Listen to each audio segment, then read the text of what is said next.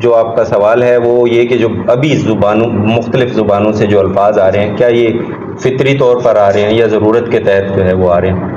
یہی ہے نا سوال؟ سر یہ ہے کہ کم حساسیت کے تحت وہ شامل ہو جاتے ہیں. مثلا جس طرح مقامی زبانوں کے بارے میں، مادری زبانوں کے بارے میں احساس ہے کہ دوسری زبان کا لفظ ہم قبول نہیں کرتے، لیکن اردو چونکہ ہماری مادری زبان نہیں ہے اور اس کے بارے میں ہماری حساسیت بھی کم ہے، تو جو لفظ جیسے استعمال ہوتا ہے ہم اس کو کر لیتے ہیں، جبکہ اس کا بہتر متبادل اردو میں موجود ہوتا ہے. مثلا میڈیا میں بھی ایسے ہو رہا ہے اور عام لوگوں میں بھی ایسے ہو رہے ہیں. تو کیا یہ کم حساسیت کا معاملہ بھی ہے یا یہ فطری ضرورت ہے کہ ان کو ایسے استعمال ہو جانا چاہیے؟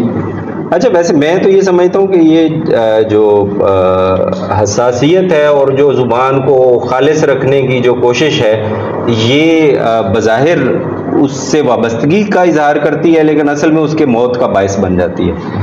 تو زبان میں جو جتنا قبول کرنے والی زبان ہوتی ہے وہ اتنی زندہ رہتی ہے، اتنی وہ نئی ضرورتوں اور ان کے مطابق اپنے آپ کو وہ ڈھال لیتی ہے.